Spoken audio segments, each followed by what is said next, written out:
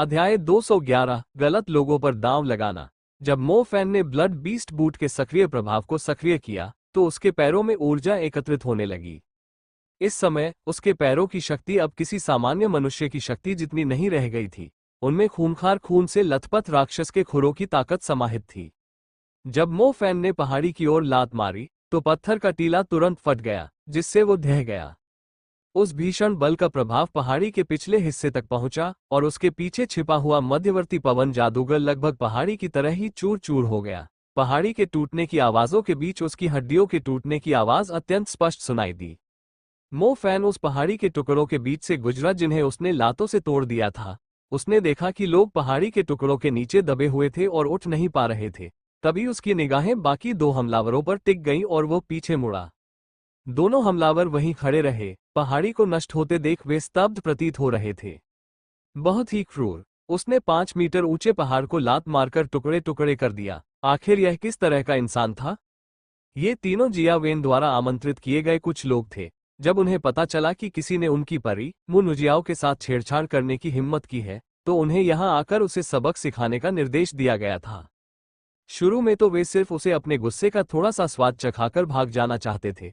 किसे पता था कि लड़ाई अभी शुरू ही हुई थी कि उनका सबसे ताकतवर सदस्य मध्यम स्तर का जादूगर फू तियानमिन बुरी तरह पिट जाएगा। आप लोग कौन हैं? जब मो फैन ने देखा कि वे दोनों पूरी तरह से अवाक रह गए हैं तो उसे अचानक एहसास हुआ कि ये लोग ब्लैक वेटिकन के लोगों जैसे नहीं दिखते। जब ब्लैक वेटिकन के लोग कोई कदम उठाते तो वे निश्चित रूप से आपकी जान की मांग करते, अन्यथा वे अपनी जान ले लेते। इन लोगों ने पहले तो फायर बर्स्ट का इस्तेमाल करके उसकी जांच की और जब उन्हें एहसास हुआ कि प्राइमरी मैजिक उसके खिलाफ बेकार है तभी उन्होंने इंटरमीडिएट मैजिक का इस्तेमाल करना शुरू किया। हम पर्ल इंस्टीट्यूट के छात्र हैं। हम यहाँ एक छात्र को थोड़ा अनुशासन सिखाने के इरादे से आए हैं। किसने सोचा होगा कि हमने सीनियर को ही वह व्यक्ति समझ लिया। कृपया हम पर दया करें, फायर बर्स्ट करने वाले सदस्य ने जल्दबाजी में कहा। हाँ, हम सीनियर टीम का मुकाबला करने में बिल्कुल भी सक्षम नहीं हैं। तुम्हें यहाँ आने का निर्देश किसने दिया? मो फैन ने ठंडे स्वर में पूछा। ये जिया वेन थी। दोनों चुप रहने की हिम्मत नहीं कर पाए। मो फैन शर्म से लाल हो गई। ये लोग सचमुच ब्लैक वेटिकन के नहीं थे। ये दोनों लोग तो बड़े ही दयनीय थे। अगर इन्होंने अपनी पहचान बताने में जरा भी देर की होती तो मो फैन इन्हें फायरी फिस्ट से राख में बदल देता। मो फैन ब्लैक वेटिकन के प्रति जरा भी नरमी नहीं बरतता। उसका गृहनगर और इतने सारे लोग उनके हाथों कुचले गए थे। उनके प्रति थोड़ी सी आशंका के अलावा उसके मन में उनके लिए क्रोध और घृणा का भाव प्रबल था। जल्दी करो और उसे अस्पताल ले जाओ। अगर देर हुई तो वह मर जाएगा। मो फैन ने उन दोनों को आदेश दिया। वे दोनों और कुछ कहने की हिम्मत कैसे कर सकते थे? वे पहाड़ी के खंडहरों की ओर दौड़े और अपने वरिष्ठ सहपाठी फू तियानमिन को बाहर निकाला। अपने सहपाठी को उठाने के बाद वे ये देखकर भयभीत हो गए कि उनके वरिष्ठ की हड्डियां लगभग पूरी तरह से चकनाचूर हो चुकी थीं। ऐसा लग रहा था मानो उनमें जीवन का केवल एक अंश ही शेष बचा हो। ये कोई साधारण बर्बर व्यक्ति नहीं था। झांग बिंग और ली वान को अच्छे विद्यार्थी माना जाता था। इस तरह दूसरों को अनुशासित करना आमतौर पर उनके वरिष्ठों द्वारा प्रेरित किया जाता था। उनके लिए अनुशासन का मतलब था दूसरे को थोड़ा पीट देना, लेकिन वे ये कल्पना भी नहीं कर सकते थे कि उनके सम्मानित वरिष्ठ छात्र विंड को लात मारते ही उसकी लगभग सारी हड्डियां चकनाचूर हो जाएंगी और वह लगभग मर ही जाएगा। ऐसा लग रहा था जैसे उन्होंने कोई पाप किया हो, क्योंकि ऐसा प्रतीत हो रहा था जैसे उनका सामना किसी दानव से हुआ हो। झांग बिंग और ली वान की वहां रुकने की हिम्मत नहीं हुई। उन्हें इस बात का गहरा डर था कि अगर यह वरिष्ठ व्यक्ति नाराज हो गया और उन्हें भी निकाल दिया तो उनकी मुसीबत और भी बढ़ जाएगी। वो छोटी मोटी गड़बड़ी टलने के बाद मो फैन अपने अपार्टमेंट में लौट आया। लगता है मैं कुछ ज्यादा ही सतर्क हो रहा हूँ। भले ही ब्लैक वेटिकन की क्षमता ज्यादा हो, फिर भी उनके पास पर्ल इंस्टीट्यूट में घात लगाने का कोई कारण नहीं होगा। उफ! मो फैन ने अपनी घबराहट को शांत करने के लिए अपने सिर के एक तरफ हाथ फेरा। हालांकि ये भी असंभव था। ब्लैक वेटिकन द्वारा उस पर कार्रवाई करने की आशंका जताने के बाद मो फैन आसानी से निश्चिंत होकर शांत नहीं हो सकता था। वो शहर के विनाश के दौरान बहुत से लोग मारे गए। उनमें से कई लोग मो फैन के निजी परिचित थे। हेयू पर हुए अत्याचारों का दृश्य अभी भी उसकी यादों में ताज़ा था। वो उसे कभी नहीं भूल सकता था। इसके अलावा उसकी चाची के पति की भी मृत्यु हो गई थी। हंटर स्क्वाड के कप्तान जू दाहुआंग की भी मृत्यु हो गई। फिश ही बच नहीं पाए। और मो फैन के पहले बिजली के जादू से दंडित किए गए लोग, जू बिंग और अन्य, उनके शव मो फैन ने तब देखे जब वो सुरक्षित क्षेत्र की ओर जा रहा था। इन बातों को भुलाने की कोशिश करते हुए नए शहर में आने के बाद उसने उन बुरे सपनों को अपने दिमाग से निकाल दिया था। उसने उन बेहद खूनी घटनाओं को धीरे धीरे भुलाने दिया, जबकि ब्लैक वेटिकन के प्रति उसकी नफरत बढ़ती ही गई। अभी अभी हुई लड़ाई में मो फैन ने वाकई अपनी नफरत जाहिर कर दी थी, इसीलिए उसने उन पर रहम नहीं किया। अंततः यह महज एक मजाक निकला। सौभाग्य से वो व्यक्ति अभी भी जीवित था। हालांकि उसने जो किया उसे आत्मरक्षा माना जा सकता है, फिर भी किसी की सीधे तौर पर हत्या करने पर उसे जादू के दरबार में चाय पीने के लिए आमंत्रित किया जाता। जब नया सेमेस्टर शुरू हुआ तो स्कूल में एक और नई जानकारी सामने आई। ये सच था कि स्कूल शुरू होने से पहले ही दानव मो फैन ने लगभग एक पवन जादूगर को मार डाला था। यह मामला तुरंत पूरे स्कूल में फैल गया। इससे मो फैन की लगभग खत्म हो चुकी बदनामी और भी बढ़ गई। दरअसल मो फैन को विद्यालय द्वारा चाय पर आमंत्रित किया गया था। इसकी वजह ये थी कि वरिष्ठ छात्र को उपचार शिक्षकों से उपचार प्राप्त करने के बाद भी पूरी तरह से ठीक होने में 2 या उससे अधिक महीने लग सकते थे। इसके अलावा भविष्य में इसके क्या दुष्परिणाम होंगे, ये भी उन्हें पता नहीं था। प्रत्येक वर्ष का दूसरा सेमेस्टर मुख्य परिसर में प्रवेश करने के लिए सबसे महत्वपूर्ण समय होता था। 2 महीने तक विकलांग रहने के कारण विंड विश्वविद्यालय के इस वरिष्ठ छात्र के लिए मुख्य परिसर में जाना लगभग असंभव हो गया था। चूंकि इसमें मानव जीवन शामिल था, इसलिए डीन जियो को व्यक्तिगत रूप से इस मामले से निपटना पड़ा। मो फैन, तुम अपने हमलों में इतने गंभीर क्यों थे? डीन शियाओ ने अपनी भौहें सिकोड़ते हुए पूछा। ऐसा नहीं था कि स्कूल में निजी लड़ाइयों की अनुमति नहीं थी, बात सिर्फ इतनी थी कि मो फैन द्वारा इस्तेमाल किए गए तरीके से लगभग किसी की जान चली गई थी। इसलिए स्कूल को हर हाल में इस मामले को सुलझाना ही पड़ा। मो फैन ने ज्यादा कुछ नहीं बताया। वैसे भी जो वह कहना चाहता था वो पहले ही कहा जा चुका था। उन लोगों ने ही उस पर हमला किया था, उसने तो बस अपनी रक्षा की थी। क्या आपको किसी तरह की परेशानी का सामना करना पड़ा? डीन जियो ने पूछा। मो फैन ने कोई जवाब नहीं दिया। ब्लैक वेटिकन द्वारा उसके साथ किए जा रहे व्यवहार के बारे में उसने खुद ही अनुमान लगाया था। डीन शियाओ को इस तरह की बातें बताने का कोई फायदा नहीं था। ठीक है, तुम वापस जा सकते हो। मुख्य परिसर की परीक्षा के दौरान सावधान रहना, फिर कभी ऐसी हरकतें मत करना। डीन शियाओ ने इसके अलावा और कुछ नहीं कहा। उन्होंने केवल मो फैन को वापस जाने की अनुमति दी। स्कूल बोर्ड से निकलने के बाद मो फैन स्कूल की मुख्य सड़क पर चलने लगा।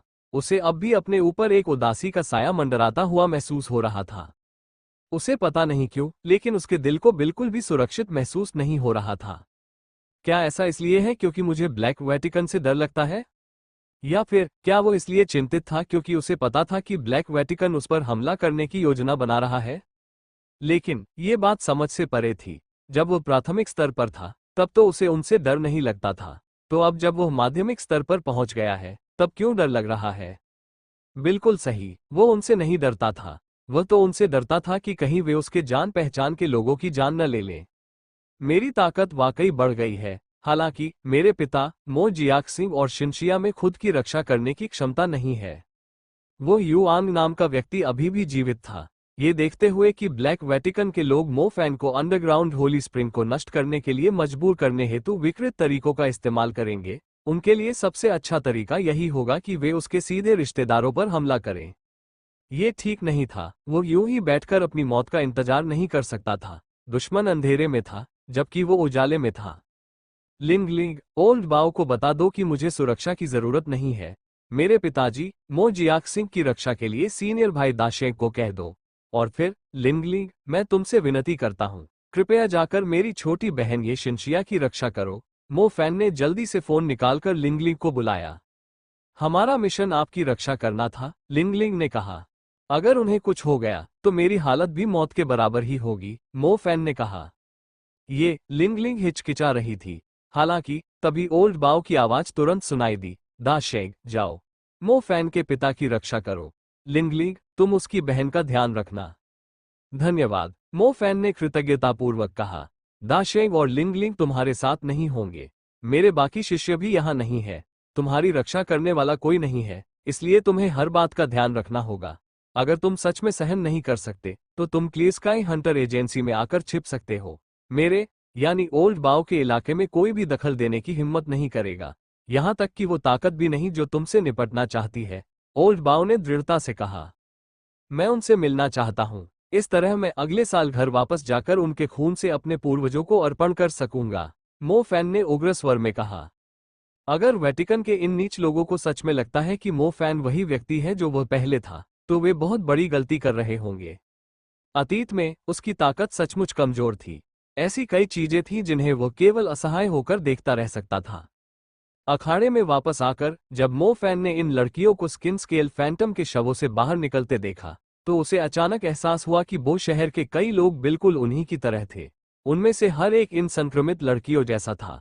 वे जीने की भीख मांग रहे थे, जिनमें हेयू भी शामिल थी, जिसने झांग हो के लिए अपनी जान दे दी थी। जब वह मौत के कगार पर थी, तो उसके लिए अपनी जान कुर्बान करने का ख्याल लोगों के दिलों में दर्द भर देता था।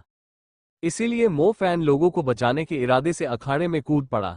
जब आपकी ताकत उस स्तर तक पहुंच चुकी हो और आप किसी को बचाने की क्षमता रखते हो, फिर भी आप मुड़कर चले जाएं और उनकी परवाह न करें, तो इस तरह का विवेक आपको जीवन भर सताएगा। यह उसे ब्लैक वेटिकन के उन कुत्तों से अलग नहीं बनाएगा। शायद उस समय उनमें बॉस झानकोंग की तरह न्याय के लिए खुद को कुर्बान करने का साहस नहीं था, और न ही वे हेयू जितने महान थे, जिन्होंने अपने प्रियतम प्रेमी के लिए अपनी जान तक दे दी थी।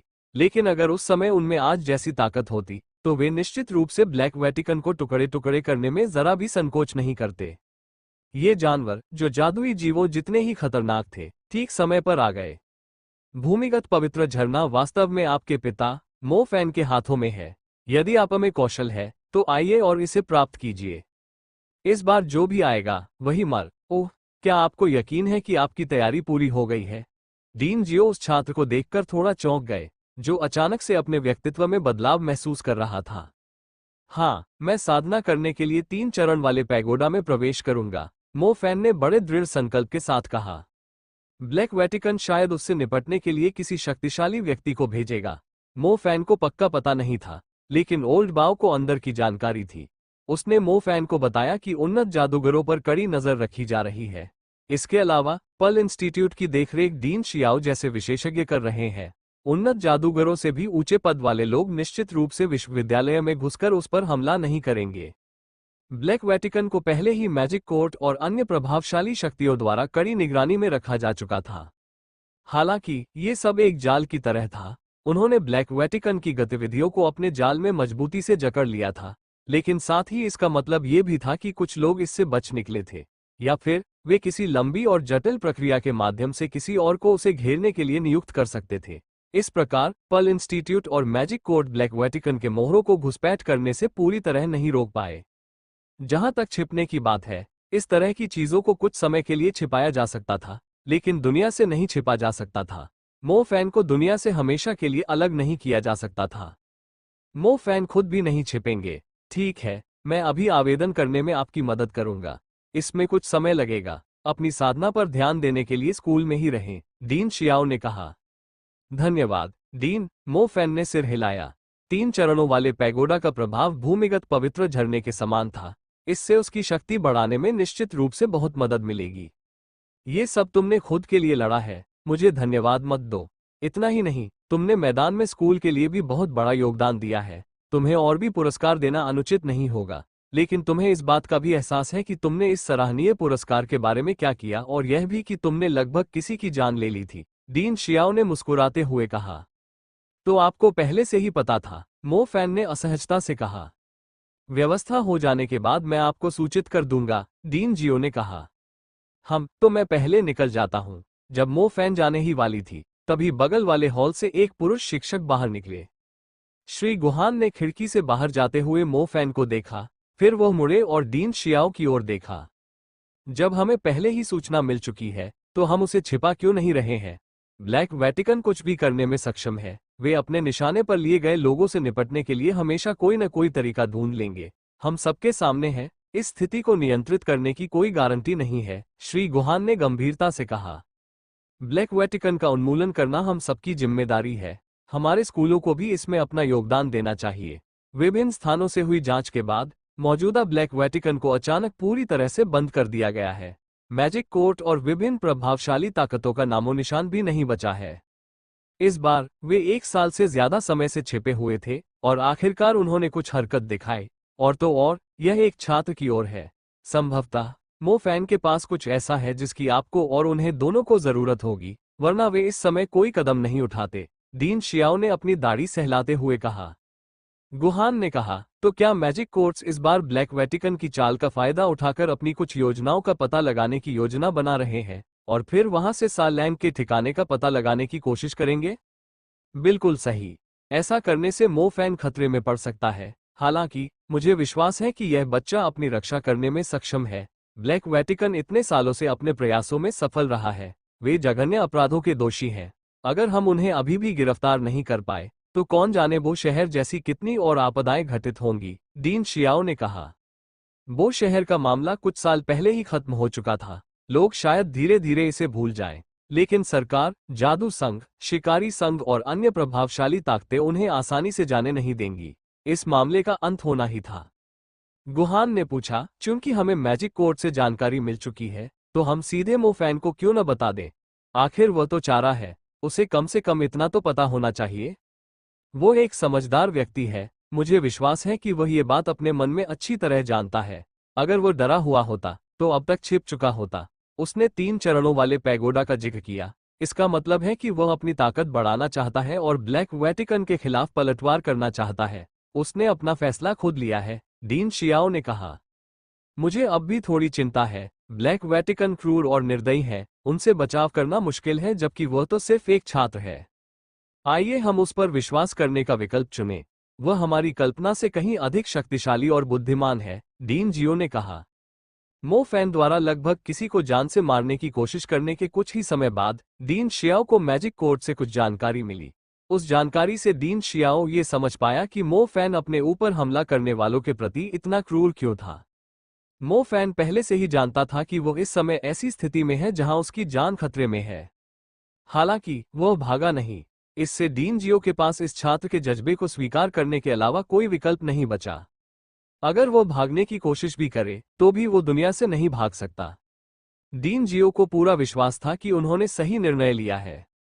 जिंगान के निजी स्वास्थ्य केंद्र में एक अधेड़ उम्र का व्यक्ति अस्पताल के बिस्तर के बगल में खड़ा था। उसकी निगाहें प्लास्टर से ढके व्यक्ति पर टिकी हुई थीं। फू तियानमिंग, मुझे आपसे एक बार फिर पूछने दीजिए, क्या आपका भेद खुल चुका है? उस व्यक्ति ने ठंडे स्वर में पूछा। मैंने ऐसा नहीं किया। मैं अपनी जान की कसम खाकर कह सकता हूँ।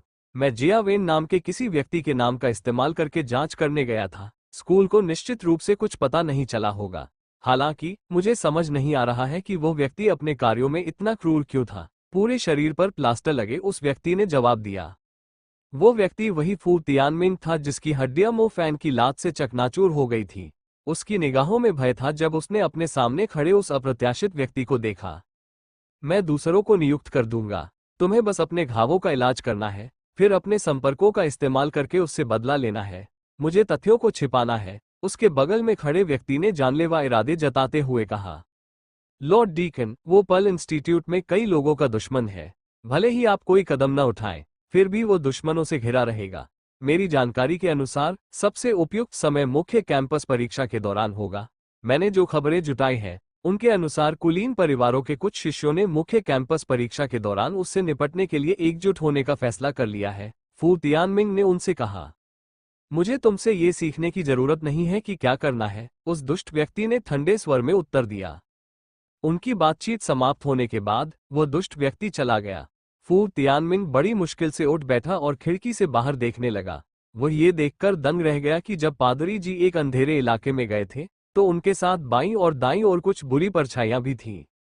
हालांकि ये अंधकार में राक्षस डीकन के थे, लेकिन कहा जाता है कि आधे जीवित लोगों और आधे शवों का उपयोग करके परिष्कृत किए गए ये जीव इस दुनिया में सबसे गंदे, सबसे बदसूरत और सबसे दयनीय चीजें थे। मो फैन, क्या तुम्हें सच में लगता है कि तुम इस बार बच निकलोगे? डीकन एक घनी झाड़ी में खड़ा था। उसके सिर पर टोपी थी। उसकी निगाहें पर्ल इंस्टीट्यूट पर टिकी थीं, जो जगमगा रहा था। उसने धीरे से अपने सिर से टोपी हटाई, जिससे उसका चेहरा सामने आया जो आधे मुखौटे से ढका हुआ था। जब प्रकाश उस पर पड़ा तो उसका खुला चेहरा देखकर कोई भी भयभीत हो जाता। विश्वविद्यालय के अंदर भी छिप जाओ तो भी कोई फायदा नहीं होगा। मैंने पहले भी कहा है, मैं तुम्हें गुलाम बना दूंगा।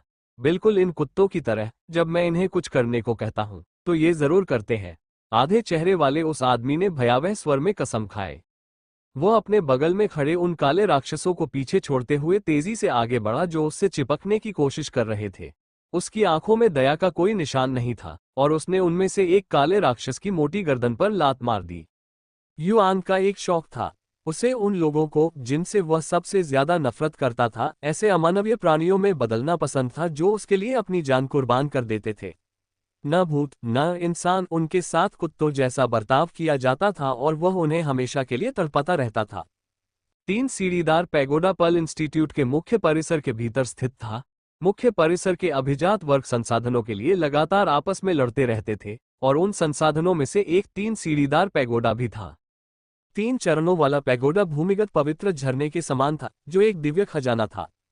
भूमिगत पवित्र जलप्रपात हजारों वर्षों तक स्वयं ही पोषित होता रहा। इसमें समाहित ऊर्जा पूरे शहर को पोषित कर सकती थी और असाधारण जादूगरों को उत्पन्न कर सकती थी।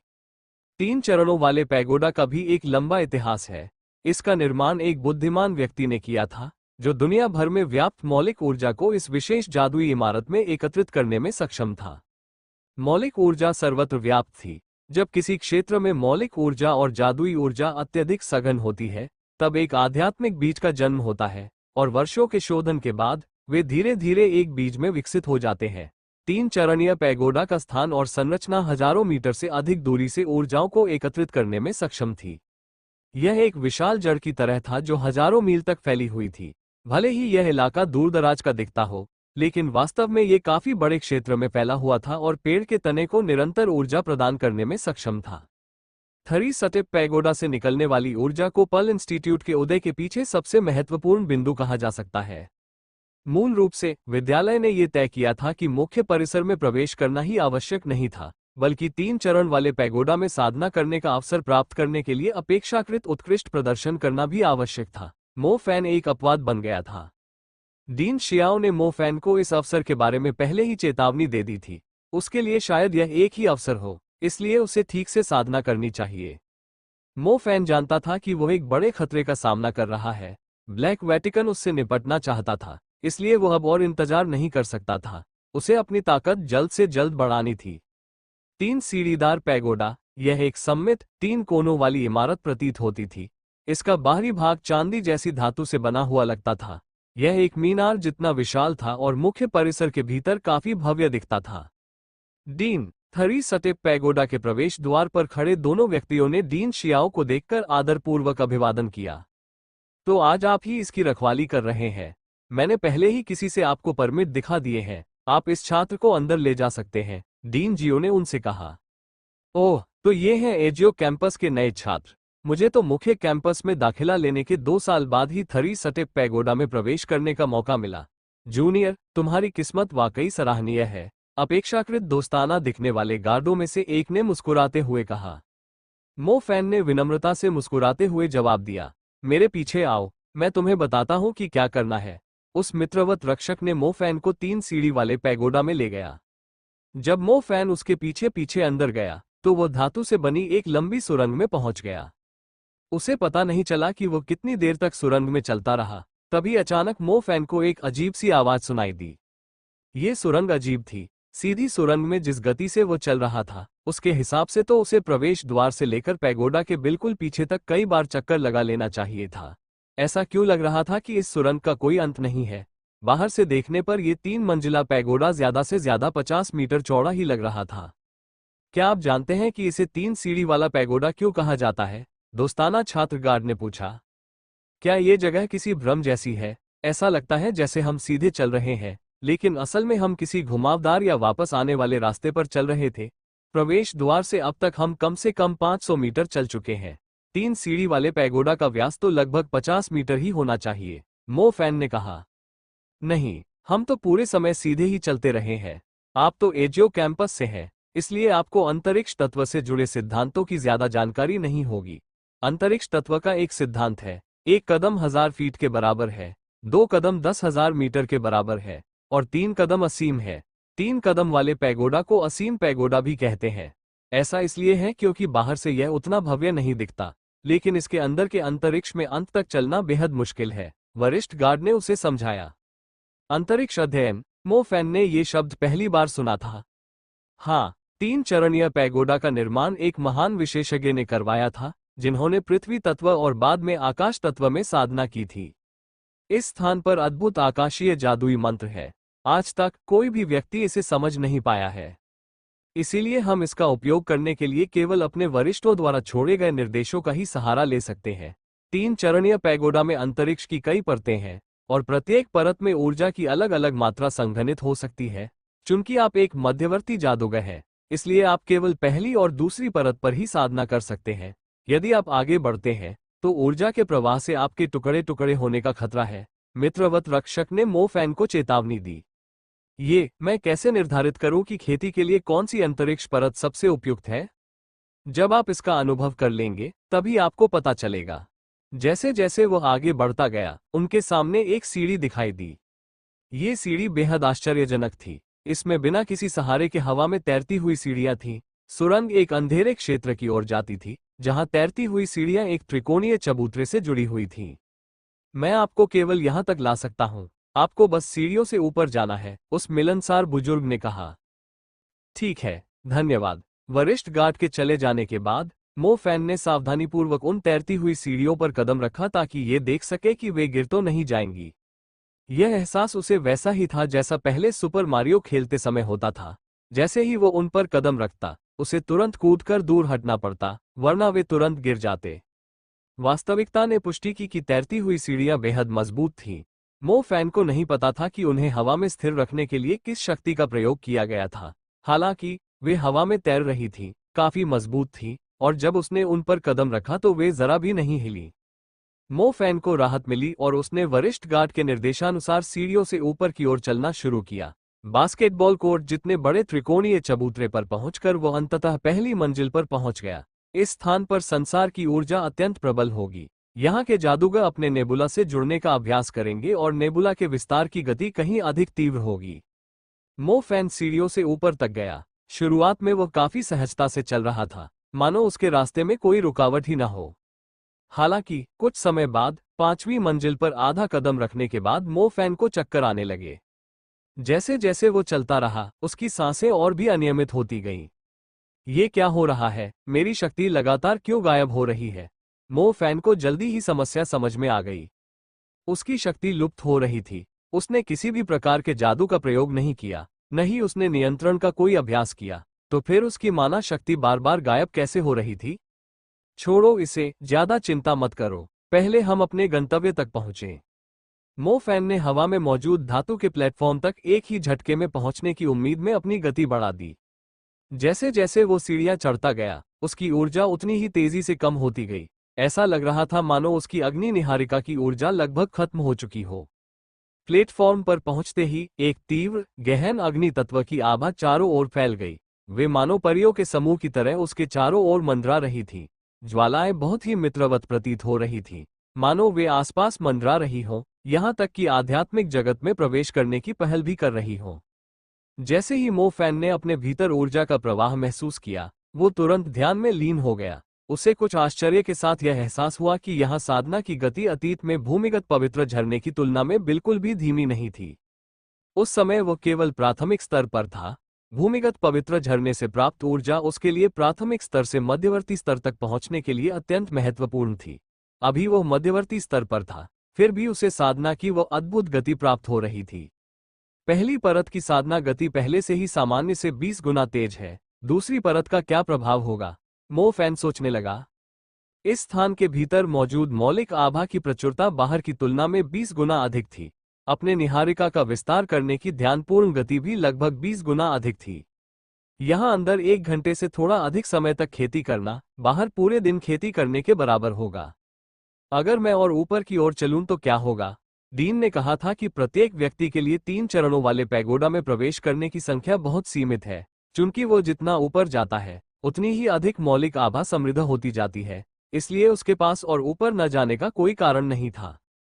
चलिए दूसरी परत को चुनौती देते हैं। 3 सीढ़ीदार पैगोडा के बाहर मिलनसार दिखने वाला वरिष्ठ व्यक्ति अपने मूल पहरेदारी क्षेत्र में लौट आया। उसके बगल में उदासीन भाव से खड़ा गार्ड उस पर एक नजर डालते हुए बोला, क्या तुम नौसिखिए को फिर से बताना भूल गए कि वे जितने अधिक कदम उठाते हैं, अंतरिक्ष का गुरुत्वाकर्षण उतना ही अधिक बढ़ता जाता है? और इस प्रकार उनके द्वारा उपयोग की जाने वाली ऊर्जा और भी तेज हो जाएगी। ये सब कहने का क्या फायदा, उसे खुद ही पता चल जाएगा, उस मिलनसार बुजुर्ग ने बेपरवाही से कहा। तुम्हें नौसिखिए को दूसरी परत में प्रवेश न करने के लिए कहना चाहिए। दूसरी परत का गुरुत्वाकर्षण पहली परत से लगभग दोगुना अधिक है।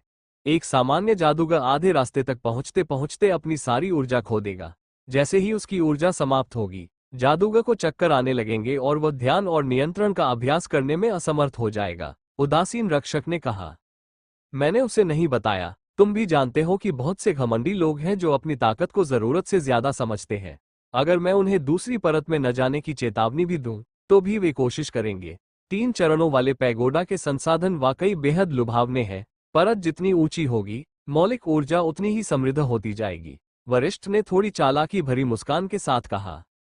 ऐसा करना गलत है। इसमें क्या गलत है? एजियो कैंपस के एक नौसिखिए को थरी सटेप पैगोडा में प्रवेश करने की अनुमति क्यों मिल रही है? हमें तो इस स्थान की पूरे 2 साल तक रक्षा करनी होती है। उसके बाद ही हमें थरी सटेप पैगोडा में साधना करने का अवसर मिलता है। वरिष्ठ की मुस्कान गायब हो गई। उनके चेहरे पर ईर्ष्या स्पष्ट झलक रही थी। मो फैन अपने समय में गेमिंग का बहुत बड़ा दीवाना था। एक सामान्य मल्टीप्लेयर गेम में लेवल बढ़ाने के लिए राक्षसों को मारना काफी समय लेता है। ऐसा इसलिए किया गया है ताकि गेम संतुलित रहे और इसकी अवधि बढ़ाई जा सके। उदाहरण के लिए, एक राक्षस को मारने पर 100 अनुभव अंक मिलते हैं। इसके बाद कुछ लोगों ने फायदा उठाने के लिए मल्टीप्लेयर गेम के लिए एक प्राइवेट सर्वर बनाया।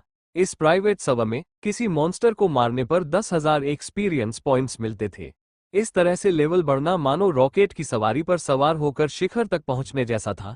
जब उसने पहली बार प्राइवेट सर्वर पर खेला तो उसे अविश्वसनीय अनुभव हुआ। अब जबकि वो थरी सटेप पैगोडा की दूसरी परत पर था, यह मूल रूप से एक निजी सर्वर के भीतर राक्षसों को मारने जैसा था। जब मो फैन सामान्य रूप से साधना करता था, तो उसे नेबुला के दूसरे स्तर तक पहुंचने के लिए छोटे लोच पेंडेंट की आवश्यकता होती थी। इससे साधना की गति 4 गुना और स्टारडस्ट साधना 5 गुना बढ़ जाती थी। हालांकि थरी सटेप पैगोडा के भीतर इस समृद्ध दूसरी परत के स्थान में वो 40 गुना गति प्राप्त कर सकता था। मो फैन की नेबुला साधना की गति एक सामान्य व्यक्ति की तुलना में कम से कम 100 गुना बढ़ गई थी, जबकि उसकी स्टारडस्ट गति 160 गुना तक पहुंच सकती थी। ये तो भूमिगत पवित्र झरने से भी कहीं अधिक अविश्वसनीय था। इस स्थान पर पूरे दिन खेती करना 3 महीने की खेती के बराबर था। शुरुआत में उसके समनिंग एलिमेंट की प्रगति अपेक्षाकृत धीमी थी। मो फैन अपने लाइटनिंग और फायर नेबुला पर ध्यान देना चाहता था, इसलिए उसने कुछ समय तक समनिंग एलिमेंट पर ध्यान नहीं दिया। हालांकि जैसे ही उसने इस स्थान पर समनिंग स्टारडस्ट पर थोड़ा ध्यान दिया, समनिंग स्टारडस्ट ने अपनी बेड़ियों को तोड़ते हुए तेजी से आगे बढ़ना शुरू कर दिया। महज एक दिन में उसकी समनिंग स्टारडस्ट का विस्तार हुआ। ये बिना किसी दर्द के नेबुला स्तर तक पहुंच गई। इस स्थान पर उसके समनिंग एलिमेंट के स्टारडस्ट कंट्रोल को भी बढ़ाया जा सकता था। हालांकि ये सोचते हुए कि कंट्रोल एक ऐसी चीज है जिससे उसे परिचित होना जरूरी है, उसने इस पर समय बर्बाद न करने का फैसला किया और नवगठित समनिंग नेबुला को एक तरफ रख दिया और अपने लाइटनिंग और फायर एलिमेंट का अभ्यास जारी रखा। इस समय उसकी बिजली और अग्नि तत्व की सफलता ही साधना का निर्णायक मोड़ था। इस निजी सर्वर के भीतर साधना करने के बाद बाहरी दुनिया में जाकर दूसरों को हराना, यह एक ऐसा अनुभव था जो हर दिन नहीं मिलता। मो फैन साधना पर ध्यान केंद्रित कर रहा था। वो जरा सा भी ढीला पड़ने की हिम्मत नहीं कर रहा था। जिस बात ने उन्हें वास्तव में प्रसन्न किया वो ये थी कि बिजली और अग्नि निहारिकाएं पहले ही दूसरे स्तर में पहुंच चुकी थीं। पहले और दूसरे स्तर में बहुत बड़ा अंतर था। केवल माना की मात्रा की बात करें तो दूसरे स्तर में पहले स्तर की तुलना में दोगुनी माना होती। एक छोटे निहारिका का विस्तार लगातार बढ़ता गया और उसके भीतर मौजूद माना की चमक भी बढ़ती गई। बिजली और आग का स्तर एक बार फिर बढ़ गया और मो फैन का आत्मविश्वास लगातार बढ़ता चला गया। 3 चरण वाले पैगोडा में साधना का समय भी सीमित था। मो फैन ने हिसाब लगाया तो उसके पास केवल 1 दिन का समय बचा था। दरअसल पिछले कुछ दिनों की साधना के बाद उसकी साधना की गति में वाकई तेजी से वृद्धि हुई थी। यह इतनी तेज थी कि मो फैन को भी इस पर विश्वास करना मुश्किल हो रहा था। हालांकि ये दवा खाने जैसा था। जितनी ज्यादा दवा खाओगे, एंटीबॉडी विकसित होने की संभावना उतनी ही बढ़ जाएगी। जब मो फैन ने त्रिचरणीय पैगोडा की दूसरी परत की 40 गुना समृद्धि का उपयोग करके मोक्ष प्राप्त किया, तो उसकी साधना की गति मूल 100 गुना से घटकर 80 गुना रह गई। 5वें दिन तक पहुंचते पहुंचते ये गति लगभग 50 गुना ही रह गई थी। 6ठे दिन ये घटकर 30 गुना हो गया था। इस तरह की स्थिति काफी सामान्य थी। भूमिगत पवित्र झरने की तरह 3 चरणों वाला पैगोडा भी संसाधनों से भरपूर था, लेकिन अन्य चीजों की तरह ये केवल पहली बार प्रवेश करने पर ही काम करता था। आप जितनी देर तक इस स्थान पर साधना करते, इसका प्रभाव उतना ही कम होता जाता। जब उसकी शक्ति घटकर 30 गुना रह गई, तो मो फैन के पास केवल एक दिन बचा था, जो कि लगभग आधे महीने की साधना के बराबर था। मो फैन के लिए इसका कोई खास महत्व नहीं था। क्यों न मैं आखिरी दिन का इस्तेमाल करके तीसरी मंजिल पर चढ़ जाऊं, यह विचार मो फैन के दिमाग में आया। परत जितनी ऊंची होगी, मौलिक ऊर्जा उतनी ही अधिक समृद्ध होगी। स्वाभाविक रूप से इसके लाभ भी उतने ही अधिक होंगे। 3 चरणों वाले पैगोडा जैसी जगह का उपयोग करने का अवसर मिलना बहुत दुर्लभ था। मो फैन ने अपने 4 तत्वों की शक्ति का उपयोग करते हुए तीसरी मंजिल में प्रवेश किया। मो फैन अब इन स्थानों की परतों को समझ गया था। इस स्थान पर एक आध्यात्मिक गुरुत्वाकर्षण मौजूद था, और परत जितनी ऊंची होती, उतना ही प्रबल होता। ये सभी मौलिक ऊर्जा को भीतर संकुचित करने की एक महत्वपूर्ण संरचना थी। इसलिए जब कोई जादूगर ऊपरी परत की ओर बढ़ता, तो उसे आध्यात्मिक गुरुत्वाकर्षण का दबाव अवश्य महसूस होता। उनकी माना शक्ति का बिखरना सबसे बड़ा संकेत होगा। केवल जब आपके पास पर्याप्त मात्रा में माना शक्ति होगी, तभी आप अंतरिक्ष की ऊपरी परतों को चुनौती दे पाएंगे। मो फैन के पास 4 तत्व थे। उसकी माना शक्ति अन्य मध्यवर्ती जादूगरों से कहीं अधिक थी। इस बार उसने जो सफलता हासिल की थी, उसे देखते हुए वह तीसरे स्तर को आजमाने से खुद को रोक नहीं पाया। ये कहने के बाद मो फैन ने दूसरी और तीसरी मंजिल के बीच की सीढ़ियां चढ़ना शुरू कर दिया था। जैसे जैसे वह आगे बढ़ता गया, उसके सिर पर ऐसा महसूस होता रहा मानो कोई भारी गेंद बंधी हो। इस तरह का भारीपन आत्मा को और भी अधिक पीड़ा पहुंचा सकता था। मो फैन दांत भींचते हुए चढ़ाई जारी रखता रहा। जब वह आधे रास्ते तक पहुंच गया, तो उसे ऐसा लगा जैसे जुबान पट्टी कसने का मंत्र जप रहा हो। इसे केवल अत्यंत दर्दनाक ही कहा जा सकता था। आध्यात्मिक गुरुत्वाकर्षण बढ़ता जा रहा था, और उसका सिर लगातार भारी और असहज होता जा रहा था, मानो उसे कुचला जा रहा हो।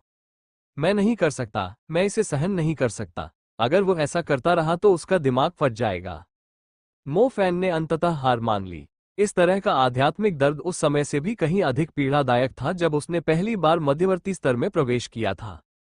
अरे, मैं तो पहले से ही यहाँ हूँ।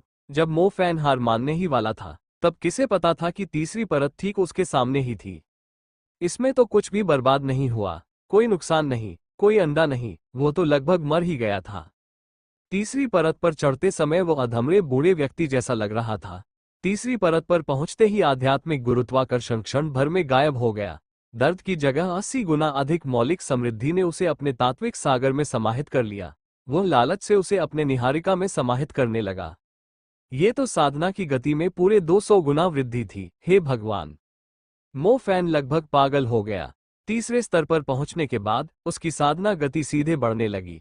दूसरे स्तर पर मो फैन की सर्वश्रेष्ठ साधना गति उसके नेबुला के लिए 100 गुना थी, और इस बार तो ये सीधे दोगुनी हो गई। एक दिन 200 दिनों के बराबर था। यह आधे साल से अधिक समय तक ध्यान करने के बराबर था। लोग कहते थे कि साधना का मार्ग लंबा और धीमा होता है। ये बात सचमुच सही थी। यदि कोई व्यक्ति बिना किसी संसाधन या सहायक उपकरण के साधना करे, तो वह अपना पूरा जीवन साधना में बिता दे, फिर भी वो अधिक से अधिक मध्यवर्ती स्तर तक ही पहुंच पाएगा और इससे आगे नहीं बढ़ पाएगा। ये दिव्य खजाने और प्रचुर संसाधन ही थे जो एक जादूगर को अपनी प्रतिभा का सदुपयोग करने और एक कदम आगे बढ़ने में सक्षम बनाते थे। उसे त्रिचरणीय पैगोडा में आए 7 दिन हो चुके थे, और यह समय ही बाहरी दुनिया में कई वर्षों तक की साधना के बराबर था। इस बार मो फैन ने अपनी साधना का पूरा ध्यान अग्नि तत्व पर केंद्रित किया। यदि वह इसे चारों तत्वों में समान रूप से बांटता, तो किसी एक तत्व को उच्च स्तर तक पहुंचाना उसके लिए बहुत कठिन होता। लेकिन अब जब उसने अपना सारा ध्यान अग्नि तत्व पर केंद्रित कर दिया है, तो ये तत्व निश्चित रूप से अगले स्तर तक पहुंच सकता है। उग्र मुट्ठी 9 महल। वह जल्द ही सुश्री तांग्युए के स्तर तक पहुंच जाएगा। हालांकि उसे यह नहीं पता था कि वह किस स्तर पर है, लेकिन वह इतना जरूर जानता था कि वह उसके एक कदम और करीब आ गया है। एक दिन बहुत ही कम समय था। मो फैन चाहता था कि वह यहीं और अधिक समय तक रह सके। दुर्भाग्यवश विद्यालय ने समय सीमा 7 दिन निर्धारित कर रखी थी। 1 सेकंड भी अधिक की अनुमति नहीं थी। 3 चरणों वाले पैगोडा के खुलने के लिए हर बार अत्यधिक ऊर्जा की आवश्यकता होती थी, इसलिए विद्यालय इस पर कड़ा नियंत्रण रखता था। मो फैन थरी सटे पैगोडा से बाहर निकला, उसका पूरा मन शांत था। ऐसा प्रतीत होता था कि यदि तीसरी परत से भी ऊपर जाया जाए तो एक और भी उच्चतर क्षेत्र होगा। यदि उसे दोबारा आने का अवसर मिलता तो वह निश्चित रूप से उस क्षेत्र को चुनौती देता। वहां से प्राप्त उसकी साधना की गति किसी को भी सचमुच पागल कर सकती थी। मुख्य कैंपस से बाहर निकलने के बाद मो फैन घर जा रहा था। अचानक उसका फोन बजने लगा। मो फैन, तुम्हें जल्दी घर आना होगा, ए तुतु की आवाज फोन से आई। क्या हुआ? मो फैन ने उलझन में पूछा। अरे, बात यह है कि मैं स्टारबक्स में कॉफी पी रही थी और ढेर सारा खाना भी ऑर्डर किया था। सब कुछ खाकर मुझे याद आया कि मैं अपना बटुआ और कार्ड भूल गई हूँ। क्या आप जल्दी आकर मेरी मदद कर सकती हैं? ये ज्यादा दूर नहीं है, नान्यू स्ट्रीट के पास ही है, ए तुतु ने जल्दबाजी में कहा। हालांकि मैं काफी अनुभवहीन हूँ, लेकिन मुझे ये भी पता है कि स्टारबक्स केएफसी की तरह है। वहां चीजें पाने के लिए पहले पैसे देने पड़ते हैं, मो फैन ने ईमानदारी से जवाब दिया। आह, ये जगह तो बहुत ही अजीब है। मैं क्या करूं, चाहे कुछ भी हो जाए, जल्दी यहाँ आओ, ए तुतु ने उसके जवाब पर घबराते हुए कहा। मो फैन को भी काफी भूख लगी थी। वो बस व्यावसायिक क्षेत्र से गुजरने की योजना बना रहा था, इसलिए उसने ए तुतु के अनुरोध पर वैसा ही किया और पैदल ही चला गया।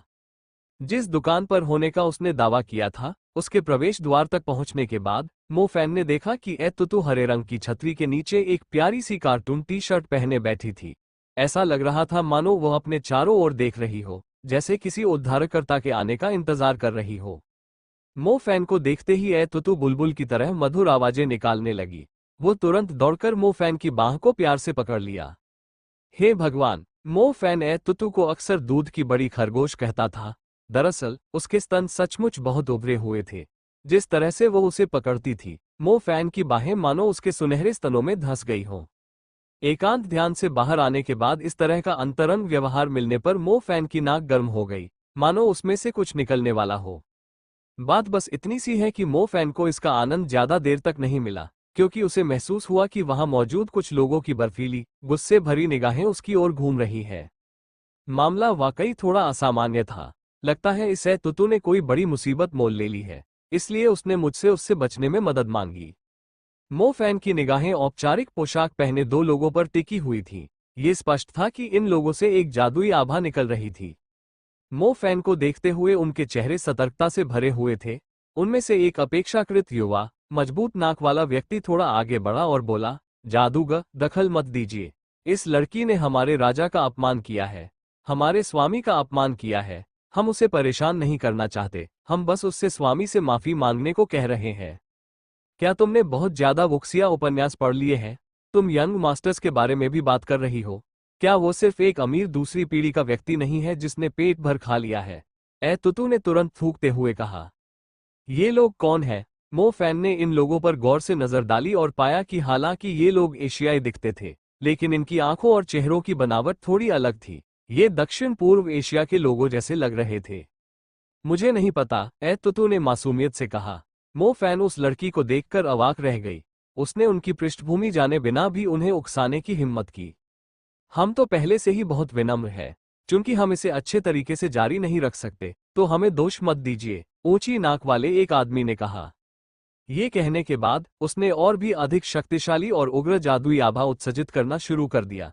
इस ठंडे मौसम में यह आभा आसपास फैलते हुए लाल रंग की गर्मी बिखेर रही थी। बाकी लोग भी ऐसा ही कर रहे थे। वे सभी मजबूत जादूगर थे। ऐसा लग रहा था जैसे वे इस सड़क पर मौजूद आम नागरिकों की परवाह ही नहीं कर रहे हों। जादू के दरबार से आए छोटे भाई, हम फिर मिल गए। अरे, यहाँ जादू की गतिविधियां क्यों हो रही हैं? ठीक उसी समय जब सामने वाला कुछ कहने ही वाला था, एक अधेड़ उम्र के अंकल ने मुस्कुराते हुए मो फैन का अभिवादन किया। मो फैन ने पीछे मुड़कर देखा तो उसे एहसास हुआ कि वह मैजिक एसोसिएशन की मूल्यांकनकर्ता जादूगरनी गुओ लियू थी। अरे, मैं तो महान मूल्यांकक गुओ हूँ, आपको अभी भी याद है ना? मो फैन ने मुस्कुराते हुए कहा। मो फैन को याद आया कि जब वह अपना ज्ञानोदय प्राप्त करने गया था, तब यह महान मूल्यांकक उसके प्रति वास्तव में बहुत उदासीन था। तो अब वो उसके प्रति इतना स्नेहपूर्ण क्यों व्यवहार कर रहा था? जादुई दरबार, ऊंची नाक वाले युवक ने तुरंत अपनी भौहें सिकोड़ी। उसने बाकी लोगों की ओर देखा। ऐसा लग रहा था मानो वे जादुई दरबारों से बहुत डरे हुए थे। उन कुछ लोगों ने कुछ नहीं कहा और मुड़कर चले गए। उन्होंने पीछे मुड़कर नहीं देखा और न ही किसी और चीज का पीछा किया। मो फैन ने उन अजनबी दक्षिण एशियाई लोगों को देखा और बहुत उलझन में पड़ गया। क्या वे यहाँ अवैध रूप से आए थे, वरना मैजिक कोर्ट्स के बारे में सुनकर वे खरगोशों की तरह क्यों भाग गए? क्या कुछ हुआ? गुओ लियू ने पूछा। ओह, चूंकि आप दोनों एक दूसरे को जानते हैं, तो आप लोग बातें जारी रख सकते हैं। मैं पहले चलती हूँ। ए तुतु की आंखों में शरारत भरी चमक थी। उसने अपनी बात पूरी किए बिना ही भाग गई। मो फैन इस स्थिति को लेकर और भी ज्यादा उलझन में था। हालांकि उसने पूछने की जहमत नहीं उठाई। उसकी समस्याएं पहले से ही बहुत ज्यादा थी, तो वो उस बड़े दूध वाले खरगोश के मामलों की परवाह क्यों करता? मैं मैजिक कोर्ट से नहीं हूं। जिसने मुझे आपसे मिलवाया वो मेरा शिक्षक था, मो फैन ने अजीब तरह से समझाया। ओह ओह, बात तो ऐसी है। हाँ, मैंने कुछ देर पहले तुम्हारी शिक्षिका तानगयुए को देखा था। उनकी साधना देखकर तो मुझे, एक बूढ़े आदमी को भी, अपने आप को हीन महसूस होने लगा। गुओ लियू ने आह भरते हुए कहा। क्या वो शंघाई में है? मो फैन ने पूछा। हाँ, वो मुझे एक प्रकार के जैड पत्थर का आकलन करने के लिए अपने साथ ले गई थी। यह अजीब था। मुझे आश्चर्य है कि वह ऐसे जैड पत्थर की तलाश क्यों कर रही थी जो नाग वंश के लोगों को आकर्षित करता है। ऐसी वस्तु को अपने साथ ले जाना अपेक्षाकृत खतरनाक है, गुओ लियू ने कहा। मो फैन को याद आया कि सुश्री तानगयुए ने कहा था कि वह शंघाई आ रही है। मुझे आश्चर्य है कि उन्होंने मुझसे संपर्क क्यों नहीं किया। कुछ समय पहले मो फैन ने फोन के जरिए उनसे संपर्क करने की कोशिश की थी। हालांकि कॉल बार बार वॉइसमेल पर जा रही थी। उस समय वो किसी मिशन पर थी। क्या ये सांप के आकार का जैड पत्थर है? तानगयुए किस तरह का मिशन कर रही है कि उसे इस तरह की अजीब चीज का इस्तेमाल करने की जरूरत पड़ रही है? अगली बार जब तुम जागृत हो जाओ तो मेरे पास जरूर आना। मैं तुम्हें सर्वोत्तम सामग्री अवश्य दूंगी। ओह, अगली बार जब तुम जागृत होगे तो तुम एक अत्यंत सम्मानित उन्नत जादूगर बन जाओगे, गुओ लियू ने कहा। ठीक है, तो मैं आपको पहले से ही धन्यवाद देता हूँ। मो फैन ने सिर हिलाया। एकांतवास से बाहर आने के बाद उसे पहले ही कई अजीब चीजों का सामना करना पड़ा था। सबसे पहले उसका सामना दक्षिण पूर्व एशियाई लोगों से हुआ जो मैजिक कोर्ट से डरे हुए थे, और फिर उसने तांग्यू के एक अजीब मिशन के बारे में सुना। भूल जाए, ये ऐसी चीजें नहीं थीं जिनके बारे में वो कुछ कर सकता था। अपने निवास पर लौटने के बाद मो फैन ने महसूस किया कि मो नुजियाओ, जो शायद ही कभी बैठक कक्ष में ध्यान करती थी, वास्तव में सोफे पर अकेली बैठी थी। इस लड़की ने पहले योगा जरूर किया होगा। उसकी बैठने की मुद्रा बेहद खूबसूरत थी। उसके भरे भरे सीने से लेकर कूल्हों और नितंबों तक उसके शरीर की बनावट इतनी मनमोहक थी कि उसे देखकर सचमुच दिमागी संतुलन ही मिट जाता था। फिर उन नाजुक, सीधी, लंबी, चमकदार और साफ, गोल टांगों को देखकर ऐसा लगा जैसे वे कांच की तरह नाजुक हों। अरे बाप रे, वो तो इन पैरों से पूरे साल खेल सकता है। मो नुजियाओ को जरूर आभास हुआ होगा कि कोई उसे देख रहा है। हालांकि उसने सोचा होगा कि वह तुतु है, वरना वह साधना के किसी महत्वपूर्ण चरण पर पहुंच सकती थी। उसे नजरअंदाज करते हुए वो अपनी साधना में लीन थी। कुछ ही देर में मो फैन ने महसूस किया कि मो नुजियाओ की कलाई पर एक कंगन था जिससे एक विशेष प्रकाश निकल रहा था। ये प्रकाश कभी गहरा तो कभी तेज हो रहा था, जो मो नुजियाओ की स्थिर सांसों की लय से मेल खा रहा था। एक नेबुला मैजिक टूल? मो फैन ने हैरानी से उसकी ओर देखा। उच्च गुणवत्ता वाले स्टारडस्ट मैजिक टूल्स पहले से ही बेहद महंगे थे। वो शहर में ऐसा प्रतीत होता था कि केवल मो निंगसू के पास ही spirit great stardust magic tool था। मो नुजियाओ की बाह पर एक नेबुला मैजिक टूल था जो नेबुलाओं को पोषण दे सकता था। हालांकि वह यह निर्धारित नहीं कर सका कि यह किस श्रेणी का है। मो फैन ने महसूस किया कि इससे निकलने वाला प्रकाश और गर्मी छोटे लोच पेंडेंट से किसी भी तरह कम नहीं थी। मो परिवार की संपत्ति कितनी विशाल थी। वे सचमुच 20 साल की एक लड़की को इतनी कीमती चीज उपहार में देंगे? दरअसल शीतकालीन अवकाश से लौटने के बाद मो फैन ने महसूस किया कि मो नुजिया की साधना में काफी वृद्धि हुई है। उस समय तो उसने इसकी पुष्टि करने की हिम्मत नहीं की, लेकिन अब मो फैन इसे स्पष्ट रूप से महसूस कर सकता था। विशेषज्ञों का अपना भाग्य होता है, मो फैन ने आह भरी। उन्होंने स्वयं त्रिचरणीय पैगोडा का दीक्षा संस्कार प्राप्त किया था। उनकी शक्ति में अभूतपूर्व वृद्धि हुई थी। एक प्रतिष्ठित खानदान की शिष्या मो नुजियाओ का भाग्य भी उनका साथ देता रहा होगा। भले ही वे साधारण लोगों को पीछे छोड़ देते थे, इसका अर्थ यह नहीं था कि वे प्रतिष्ठित खानदान के लोगों और साधना में अपना सर्वश्रेष्ठ प्रदर्शन करने वालों पर पूरी तरह से हावी हो सकते थे। मो नुजियाओ मुख्य परिसर की परीक्षा के लिए कड़ी मेहनत करती दिख रही थी। मुख्य परिसर में प्रवेश पाने के लिए उत्कृष्ट प्रदर्शन आवश्यक था। मो फैन खुद भी यह बात जानता था। उसके कई दुश्मन थे, इसलिए मुख्य कैंपस परीक्षा में उसे निश्चित रूप से बहुत कठिन परीक्षा देनी पड़ती। इसके अलावा उसे ब्लैक वेटिकन से भी सावधान रहना था, जो किसी भी समय उस पर हमला कर सकता था। मो फैन ने समय बर्बाद नहीं किया, वो साधना करने के लिए बालकनी में चले गए। उसके जाने के कुछ ही समय बाद सोफे पर बैठी मुनुजियाओ की खूबसूरत पलकें हिलने लगी। जैड पत्थरों जैसी सुंदर आंखें थोड़ी सी खुली। उसने बालकनी में साधना कर रहे मो फैन की ओर एक नजर डाली, अपने होंठ चबाते हुए पूछा, इस लड़के ने अपनी साधना इतनी ज्यादा कैसे बढ़ा ली? मुनुजियाओ थोड़ी असंतुष्ट थी। ऐसा कहा जा सकता है कि वह अपने परिवार के विशाल संसाधनों पर निर्भर थी। ये भी कहा जा सकता है कि अगर वह अपनी साधना को बढ़ाना चाहती थी तो उसका परिवार उसे ऐसा करने में मदद करने के लिए हर संभव प्रयास करता था। इस मो फैन के पास तो कुछ भी नहीं था, फिर भी वो उसके बराबर ही वृद्धि कैसे बनाए रखने में सक्षम था? उनकी लाइटनिंग नेबुला निश्चित रूप से दूसरे स्तर पर पहुंच गई थी। संभवतः उसका समनिंग एलिमेंट भी मध्यवर्ती स्तर पर पहुंच गया था। उसे और भी अधिक मेहनत करनी पड़ी। अगर उसके परिवार का समर्थन न होता तो शायद वो उसका मुकाबला न कर पाती। मुनुजियाओ ने अपनी आंखें फिर से बंद कर ली और गहरी ध्यान अवस्था में चली गई। खेती बाड़ी का रास्ता हमेशा से धीमा और सूखा रहा है। बहुत से लोग पढ़ाई से नफरत करते हैं, उन्हें लगता है कि पढ़ाई बहुत उबाऊ और नीरस चीज है। सच तो ये है कि अगर आप कोई ऐसा काम भी करें जो आपको वाकई बहुत पसंद हो, लेकिन अगर आप उसे पूरे 365 दिन बिना आराम किए करते रहें, तो वह भी उबाऊ और अरुचिकर हो जाएगा। इससे न केवल पढ़ाई से नफरत होने लगेगी, बल्कि पढ़ाई को आनंददायक मानने वाली मानसिकता में वापस लौटना भी असंभव हो जाएगा। इस दुनिया में मो फैन का सबसे जाना पहचाना अनुभव ये था कि जादू साधना की प्रक्रिया उतनी ही नीरस और उबाऊ थी।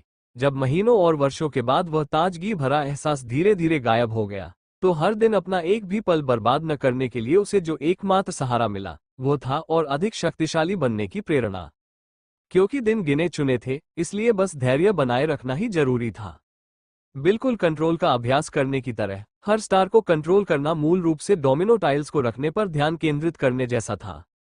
इस प्रक्रिया में आपका मन विचलित नहीं होना चाहिए, अन्यथा सितारों को नियंत्रित करने के लिए आप चाहे कितनी भी मेहनत करें, आपकी एक छोटी सी गलती के कारण वे सभी नीचे गिर जाएंगे। स्टार पाथ को जोड़ने से लेकर स्टार एटलस बनाने तक नियंत्रित किए गए प्रत्येक स्टार डोमिनो टाइल्स की तरह थे, जिनकी ऊर्जा 100 या 1000 गुना तक अधिक हो सकती थी। स्टार एटलस को और भी बेहतर और तेजी से पूरा करने के लिए दैनिक अभ्यास आवश्यक था। बाहरी व्यवधानों से भरी किसी भी स्थिति में सितारों का अंतर्संबंध लगभग हमेशा विफल हो जाता था। सितारों को नियंत्रित करते समय हृदय हमेशा डगमगाता रहता था। इसलिए जीवन और मृत्यु से जुड़े युद्धों में निष्पादन में और भी कम निपुणता होती थी। मैं बहुत प्रसन्न हूं। ऐसा इसलिए है क्योंकि रूकी प्रतियोगिता के दिन से लेकर अब तक मैंने कई लोगों का विकास देखा है। मुझे याद है, कुछ समय पहले तक कई लोग मुख्य परिसर परीक्षा को हमारे नीले परिसर के आसपास मंडराने वाले शैतान के रूप में देखते थे। यह आपको अनदेखा करती थी, आपको प्रोत्साहित करती थी और आपको इसके लिए कड़वी तैयारी करने के लिए मजबूर करती थी। ये गलत नहीं था। चाहे आपने इसे दूसरों से सुना हो, खुद अनुभव किया हो या मुख्य परिसर के बारे में ये जानकारी कहीं और से प्राप्त की हो, मेरा मानना है कि इनमें से कोई भी अफवाह नहीं है। मुझे लगता है कि वास्तविकता और भी भयावह होगी। एजियो कैंपस आपकी युवावस्था की साधना का अंतिम पड़ाव है। यह उन तूफानों और झरनों का सामना करने से पहले एक छोटा सा गर्म तालाब है। असली जादुई विकास अगले पड़ाव पर होता है। चाहे आपके साथ कितना भी अन्याय हुआ हो, कितनी भी पीड़ा झेली हो, आपको उसे स्वयं ही दबाना होगा। कमजोरों के प्रति कोई सहानुभूति नहीं दिखाएगा। विद्यालय की आम सभा में डीन जियो, जो हमेशा सभी छात्रों के प्रति उदार और दयालु रहे थे, अचानक बदल गए। इन शब्दों ने बहुत से लोगों को असहज कर दिया। उनके सबसे प्रिय डीन शियाओ एक ऐसे जादुई दानव प्रशिक्षक में बदल गए थे जिन्हें जादू के अलावा किसी और चीज की परवाह नहीं थी। क्या ऐसा हो सकता है कि मुख्य परिसर के भीतर की प्रतिस्पर्धा वास्तव में इतनी क्रूर हो? क्या ऐसा हो सकता है कि पृष्ठभूमि और शक्ति वाले लोग अपनी मर्जी से गड़बड़ी पैदा कर सकते हैं, जबकि पृष्ठभूमिहीन और औसत दर्जे की ताकत वाले लोग केवल कोने में छिप सकते हैं? जो छात्र अभी तक मध्यवर्ती स्तर तक नहीं पहुंचे हैं, वे मुख्य परिसर परीक्षा देने के योग्य नहीं है। एजियो परिसर में रहने वाले छात्रों को केवल 3 वर्ष तक ही रहने की अनुमति है। इन 3 वर्षों में आपको पल संस्थान के छात्र होने के नाते संसाधनों और विभिन्न लाभों का आनंद लेने का विशेषाधिकार प्राप्त है। हालांकि यदि आप 3 वर्षों के भीतर मध्यवर्ती स्तर तक नहीं पहुंच पाते हैं, तो कृपया संस्थान छोड़ने के बाद स्वयं को पल संस्थान का छात्र न समझें। डीन जियो के शब्द बिजली की तरह छात्रों के दिमाग में गूंज उठे। अगर वे 3 साल के भीतर सफलता हासिल नहीं कर पाते हैं, तो क्या वे पल इंस्टीट्यूट के छात्र नहीं रह जाएंगे? क्या यह अमानवीय नहीं था? जो लोग इंटरमीडिएट मैजिशियन नहीं है वे जा सकते हैं, यह आपका युद्ध क्षेत्र नहीं है। डीन शियाओ का व्यक्तित्व मानो बदल गया था, जिससे कई छात्र थोड़ा असहज महसूस करने लगे। आज डीन जियो वह शिक्षक नहीं रहे जिन्होंने सबके लिए एक खूबसूरत भविष्य की रूपरेखा तैयार की थी। वो एक ऐसे राक्षस की तरह था जो सबकी तुलना करता था, वो निर्दयी था और कमजोरों को बाहर निकाल देता था। क्या तुम्हें समझ नहीं आया? कमजोर लोग हमारे पल इंस्टीट्यूट के सच्चे विद्यार्थी बनने के लायक नहीं है। तुम्हें बस इतना करना है कि अगले साल जब तुम ये शब्द सुनो तो गर्व से अपना सिर ऊंचा करके खड़े रहो। अब तुम अगले साल के लिए मेहनत कर सकते हो। हालांकि भीड़ में कुछ लोगों ने शिकायत की, लेकिन एक भी व्यक्ति ऐसा नहीं था जिसने उसका खंडन करने की हिम्मत की हो। धीरे धीरे जो छात्र कुछ समय से एजियो कैंपस में थे वे वहां से जाने लगे। उनके चेहरे पर अनिच्छा और अपमान के भाव थे। जहां तक नए छात्रों की बात है, वे बस वहां खाली निगाहों से खड़े थे। शायद यह उनके लिए इस तरह के भेदभावपूर्ण व्यवहार का पहला अनुभव था। पहले छात्र चाहे किसी भी स्तर के हो, स्कूल को भेदभाव के लिए आलोचना का सामना करना पड़ता था। वरिष्ठ छात्रों को जाते देख कुछ लोग भी धीरे धीरे कदम बढ़ाते हुए वहां से जाने लगे। ली जुनहाओ, चलो चलते हैं, एक आदमी ने अपने दोस्त से कहा। क्यों? मैं सफलता के इतने करीब हूं, फिर भी वे हमें मुख्य परिसर की परीक्षा में भाग क्यों नहीं लेने दे रहे हैं? छात्र ली जुनहाओ ने कहा। चलो चलते हैं, हम अगले साल जरूर रुकेंगे। धिक्कार है, धिक्कार है, धिक्कार है। ये लोग, सच में, इन्हें किस बात का बुरा लग रहा है? अगर योग्यता नहीं है, तो फिर नहीं है। एजियो कैंपस में रहना भी काफी अच्छा है। गोगुओ, चलो चलते हैं, मुझे पता है तुम्हें भी बुरा लग रहा है। चिंता मत करो, मैं तुम्हें खाना खिलाता हूँ, एक बेपरवाह, लापरवाह दिखने वाले लड़के ने अपनी महिला मित्र से कहा। तुम जा सकती हो, लड़की, गोगुओ अपनी बात पर अड़ी रही। क्या यहाँ रुकने का क्या मतलब है? यहाँ तो सिर्फ इंटरमीडिएट ही है। लड़की को हैरानी से देखते हुए उस लापरवाह आदमी को अचानक कुछ एहसास हुआ। वह हौंफते हुए बोला, तुमने इंटरमीडिएट में जगह बना ली? हाँ, मैं तुम्हें बताना चाहती थी, लेकिन तुम तो रोजाना उन बदमाशों के गिरोह के साथ ही रहती हो। मुझे लगता है आज मुझे कुछ नतीजा जरूर मिलेगा। लड़की, गोगुओ, बेहद उदासीन लग रही थी। वो वहीं रहती और वो चला जाता। पास ही में मौजूद मो फैन ने गलती से उस लड़के और लड़की के बीच की बातचीत सुन ली। उस लापरवाह छात्र को उदास मन से जाते हुए देखकर मो फैन आह भरे बिना नहीं रह सकी। ऐसा नहीं था कि वो लड़की निर्दयी थी। जब दो लोग अलग अलग लक्ष्यों की ओर अग्रसर हों, तो साथ चलने का कोई मतलब नहीं था। मो फैन वास्तव में गोगुओ नाम की लड़की के इस फैसले की सराहना करता था। सच में, लड़कियां हमेशा से ही पैसे वाले, अच्छे दिखने वाले और लड़कियों को खुश करने वाले लड़कों को पसंद करती आई है। आप उन औसत दिखने वाले, लेकिन ताकतवर लड़कों से ऐसी जिंदगी जीने की उम्मीद कैसे कर सकते हैं? कई लोग इस कहावत के चलते अपनी साधना में मेहनत कर रहे थे कि अगर तुम बदसूरत हो तो तुम्हें जादू सीखना चाहिए। केवल वही लोग जो अपनी साधना में अधिक मेहनत कर रहे थे, इस तरह की लड़कियों के लिए अधिक उपयुक्त थे।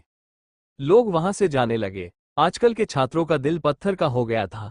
उन्हें बस थोड़ी सी नाइंसाफी झेलनी पड़ती थी, लेकिन वे ऐसे व्यवहार करते थे मानो उनके साथ बहुत बड़ा अन्याय हुआ हो। अगर मो फैन खुद अभी भी प्राथमिक स्तर पर होता, तो वह निश्चित रूप से सबसे पहले स्कूल छोड़ देता। कमजोर होने के कारण तुम्हें चले जाने के लिए कहना भी ठीक है। अगर तुम्हारा सामना किसी जादुई राक्षस से हो जाए, तो वो तुम्हें टुकड़े टुकड़े कर देगा, सिर्फ इसलिए कि तुम कमजोर हो। स्कूल की बैठक में लगभग 50,000 छात्र उपस्थित थे। यह अतीत में होने वाली मुख्य परिसर परीक्षा से भिन्न थी, जिसमें सभी छात्र भाग ले सकते थे, लेकिन अयोग्य घोषित होने की दर उतनी ही अधिक थी। इस बार डीन जियो ने सीधे उन सभी छात्रों को बाहर कर दिया जो अभी तक मध्यवर्ती स्तर तक नहीं पहुंचे थे। इस तरह का साहस दिखाना किसी साधारण शिक्षक के बस की बात नहीं थी। जो लोग रुके हैं, उन्हें मुख्य परिसर क्षेत्र में प्रवेश मिलने पर बधाई। डीन जियो का रवैया बदल गया। अरे नहीं, हमें ऐसे ही दाखिला मिल गया। क्या उन्होंने हमें परीक्षा देने के लिए नहीं कहा था? हाँ, परीक्षाएं क्यों नहीं हो रही है? क्या हम वाकई कोई परीक्षण नहीं कर रहे हैं? अगर प्राथमिक स्तर पर कुछ लोग रुके हुए थे, तो क्या उन्हें इससे फायदा नहीं हुआ होगा? क्या इसे भी गिना जाएगा? वहां बचे लोगों की संख्या लगभग 1000 प्रतीत हो रही थी। ये संख्या वाकई कई लोगों की कल्पना से परे थी। हालांकि जब उन्होंने इस बारे में सोचा, तो उन्हें ये बात समझ में आई। मध्यवर्ती स्तर में प्रवेश करना और मध्यवर्ती जादू का प्रयोग कर पाना दो अलग अलग अवधारणाएं थीं। यह माना जा सकता है कि भीड़ में ऐसे कई लोग होंगे जो मध्यवर्ती स्तर में प्रवेश कर चुके थे, लेकिन स्टार एटलस प्राप्त करने की क्षमता से अपेक्षाकृत दूर थे। अगर परीक्षा ही नहीं होगी तो हम शीर्ष 10 का चयन कैसे करेंगे? मैंने सुना है कि प्रथम स्थान पाने वाले को त्रिचरणीय पैगोडा में प्रवेश मिलेगा। द्वितीय और तृतीय स्थान पाने वालों को एक जादुई उपकरण मिलेगा। चतुर्थ से दशांश स्थान पाने वालों को कुछ अन्य पुरस्कार मिलेंगे। किसी ने तुरंत आपत्ति जताई। डीन शियाओ को शायद इस तरह की चर्चा का पहले से ही अनुमान था। उन्होंने सबके बोलने का सिलसिला खत्म होने तक इंतजार किया, फिर धीरे से अपनी जेब से एक स्क्रॉल निकाला जिसमें निर्देश लिखे थे। कुछ दिन पहले हमें कुछ सूचना मिली। सरकार द्वारा वश में किए जा रहे एक छाया राक्षस शैडो बीस्ट ने निगरानी में गड़बड़ी के कारण भागने की कोशिश की है। इस छाया राक्षस में छाया तत्व की कुछ शक्तियां हैं और यह रात में बहुत अच्छी तरह छिप सकता है। साथ ही दिन में शहर में चुपके से घूमने के कारण इसे ढूंढना बहुत मुश्किल है। इस छाया राक्षस को विशेष प्रशिक्षण दिया गया है, इसलिए यह मनुष्यों पर हमला करने की पहल नहीं करेगा और न ही उनका नरसंहार करने की कोशिश करेगा। फिलहाल ये शंघाई के किसी इलाके में भटकती हुई बिल्ली की तरह है। हमारे स्कूल को सरकार की सहायता करनी है। जैसे ही हमें शैडो बीस्ट का कोई सुराग मिले, हमें तुरंत सरकार को सूचित करना है। अभी मैं चाहता हूं कि आप लोग इस शैडो बीस्ट को जिंदा पकड़ें और सरकार को सौंप दें। यह मुख्य परिसर के लिए प्रवेश परीक्षा होगी। डीन जियो द्वारा इस मिशन की घोषणा के बाद वहां मौजूद 1000 लोग एक साथ जोर शोर से बातें करने लगे। उन्होंने सुना था कि यह मुख्य परिसर परीक्षा एक बड़े पैमाने पर होने वाली युद्ध प्रतियोगिता हो सकती है। उन्होंने पहले सोचा था कि यह छात्रों के बीच एक प्रतियोगिता होगी, हालांकि बाद में पता चला कि यह वास्तव में एक सैन्य अभियान था। ये ध्यान देने योग्य है कि शैडो बीस्ट स्वयं मनुष्यों पर हमला नहीं करता, नहीं उसका इरादा दूसरों को मारने का होता है। हालांकि जब उस पर हमला होता है या उसका पीछा किया जाता है तो उसका स्वभाव पूरी तरह बदल जाता है। उसका खतरा किसी सामान्य जादुई जानवर से कम नहीं होता। इसलिए जब आप शैडो बीस्ट को ढूंढकर उसे पकड़ने जा रहे हो तो आपको पहले एक योजना बनानी होगी। जो छात्र या समूह इसे पकड़कर विद्यालय के पशु पिंजरे में पहुंचाएगा उसे इनाम मिलेगा। अगर कोई एक व्यक्ति इसे पूरा करता है तो उसे इनाम मिलेगा। अगर यह 5 सदस्यों का समूह है तो वे इनाम आपस में बांट लेंगे। इनाम है 3 चरणों वाले पैगोडा में प्रवेश करने का अवसर, डीन शियाओ ने कहा। 3 सीढ़ी वाला पैगोडा, हे भगवान, ये तो 3 सीढ़ी वाला पैगोडा है। डीन शियाओ के मुंह से ये शब्द निकलते ही लगभग 1000 छात्र पागल हो गए। मुख्य परिसर के छात्र भी 3 सीढ़ीदार पैगोडा के लिए आपस में लड़ेंगे। इस बार तो डीन शियाओ ने सचमुच 5 स्थान आवंटित किए थे। मो फैन स्वयं साधना करने के लिए त्रिचरणीय पैगोडा में प्रवेश कर चुका था।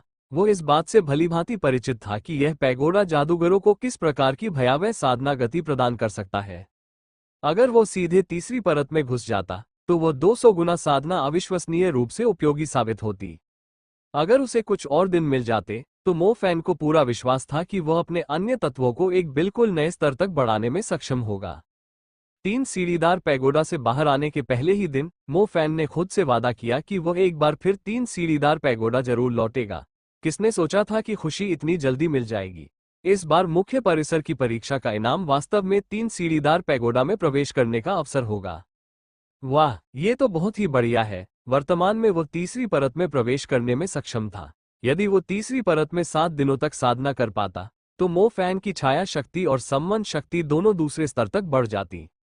मंच के अपेक्षाकृत करीब खड़ा एक छात्र उत्साह से बोला, डीन, क्या कोई सुराग या संकेत है? डीन जियो ने सिर हिलाते हुए कहा, आपको इसे खुद ही ढूंढना होगा। खुशी तो खुशी थी और उत्साह तो उत्साह ही था। हालांकि इस मिशन में कोई संकेत या सुराग नहीं थे और इसलिए ये परीक्षा दे रहे लगभग 1000 छात्रों के लिए पहले से ही एक बड़ी बाधा बन चुका था। अगर शंघाई के पूरे इलाके में शहर के बाहरी हिस्से को भी शामिल कर लिया जाए तो यह एक अविश्वसनीय रूप से बड़ा क्षेत्र था। इसमें अनगिनत गलियां और सड़कें थीं। इस समय वे यह निर्धारित नहीं कर पा रहे थे कि शैडो बीस्ट शहर के किस क्षेत्र में है। इतने व्यस्त और विशाल शहर में खुद को छिपाने की क्षमता रखने वाले शैडो बीस्ट को ढूंढना समुद्र से सुई निकालने जैसा था। मो फैन को एक बार फिर थरी सटेप पैगोडा में प्रवेश करने की वाकई जरूरत थी। जब वो तीसरी परत में प्रवेश कर चुका था तब उसने अग्नि तत्व के विकास पर ध्यान केंद्रित किया था। वो अग्नि जादू के तीसरे स्तर के द्वार को छू चुका था। अगर उसे 2 दिन और मिल जाते तो उसका अग्नि नेबुला निश्चित रूप से तीसरे स्तर तक पहुंच जाता। एडवांस लेवल से नीचे होने के कारण मो फैन को किसी से भी डरने की जरूरत नहीं थी। इसके अलावा मो फैन की छाया तत्व को अभी अभी नेबुला चरण में प्रवेश करने वाली शक्ति के रूप में वर्गीकृत किया जा सकता है। मो फैन ने अपने विशाल छाया स्पाइक के तारा एटलस पर नियंत्रण 3 चरण के पैगोडा में विकसित किया था। अन्यथा इसे प्रयोग करने में उसे आधे वर्ष से अधिक का समय लग जाता, जो काम पहले लगभग असंभव था। अब वो उससे पूरी तरह परिचित था। समनिंग एलिमेंट की बात करें तो उसका जिक्र करने की कोई जरूरत नहीं थी। मो फैन अभी भी समनिंग एलिमेंट का इंटरमीडिएट स्टार एटलस नहीं निकाल पा रहा था। थरी सटे पैगोडा के अंदर का समय बहुत सीमित था। मो फैन ने केवल अपनी अग्नि और बिजली की साधना पर ही ध्यान केंद्रित किया था। अगली बार जब मो फैन 3 चरणों वाले पैगोडा में प्रवेश करेगा तो उसके पास 2 विकल्प होंगे। या तो वह अग्नि तत्व के तीसरे स्तर में प्रवेश करेगा, या फिर वह अपने छाया और समनिंग तत्वों के स्तर को बढ़ाएगा। संक्षेप में, मो फैन जैसे व्यक्ति के लिए, जिसके पास इतने सारे तत्व हैं, 3 चरणों वाले पैगोडा में एक बार प्रवेश करने मात्र से ही उसकी शक्ति कम से कम एक स्तर बढ़ जाएगी। वो छाया दानव, काश लिंगलिंग यहाँ होती तो कितना अच्छा होता। वो जानवरों का पीछा करने में माहिर है। वो तो इंसानी चमड़ी के नीचे छिपे जीवों को भी ढूंढ निकालती है। इस तरह का छाया दानव तो उसके लिए कुछ भी नहीं होगा, मो फैन ने मन ही मन कहा। मो फैन को पहले से ही एक उच्च स्तरीय शिकारी माना जा सकता था। वो पूरी तरह से हताश था, इसलिए उसे समझ नहीं आ रहा था कि शुरुआत कहाँ से करे। अपने कमरे में लौटने के बाद मो फैन ने शैडो बीस्ट के बारे में जानकारी खोजने के इरादे से अपना कंप्यूटर खोला। वो ये देखना चाहता था कि क्या शैडो बीस्ट की कोई विशेष आदत है। मो फैन, इस बार परीक्षा में समूह बनाने की छूट है, तो क्यों न तुम हमारे खूबसूरत लड़कियों के समूह में शामिल हो जाओ। देखो, मेरे साथ, जो ज्ञान से परिपूर्ण है, ज्ञानी और शक्तिशाली बड़ी बहन मो, तुम जो बेहद जोशीली और युद्ध में माहिर हो, और 2 अन्य जो बेहतरीन नियंत्रण क्षमता रखती हैं, हम सब मिलकर निश्चित रूप से अजेय हो जाएंगे। तुतु ने उत्साह से भरे चेहरे के साथ मो फैन से ये कहते हुए तुरंत बैठक कक्ष में प्रवेश किया। उसके 2 हरे रंग के खरगोश मो फैन के सामने उछल कूद कर रहे थे। मो फैन ने अपना सिर ऊपर उठाया और तुतु की ओर देखा, जिसका चेहरा उम्मीदों से भरा हुआ था। फिर उसने मुनुजियाओ की ओर एक नजर डाली, जो अपने जूते बदल रही थी। किसी और को ढूंढ लो, मो फैन ने सिर हिलाते हुए कहा, क्योंकि उसका उनके साथ जाने का कोई इरादा नहीं था। कहीं तुम ये सब अकेले ही तो नहीं करने वाली? अरे बाप रे, तुम ऐसा कैसे कर सकती हो? हम ब्यूटीफुल गर्ल ग्रुप ने तुम्हें इतने दिल से बुलाया था। तुम्हें पता नहीं स्कूल में तुम्हारी कितनी बदनामी है। कोई भी तुम्हारे साथ ग्रुप में रहना नहीं चाहेगा, सिस्टर मू और मेरे अलावा, जो तुमसे दूर नहीं रहती। किसने सोचा था कि तुम इतनी स्वार्थी हो जाओगी और हमें भी ठुकरा दोगी? मैं तुम्हें जान से मार दूंगी। तुतु गुस्से में भड़क उठी। टुटु, हंगामा करना बंद करो, मुनुजियाओ ने तुरंत उसे रोक दिया। मो फैन को तुतु को ये समझाने का मन नहीं था।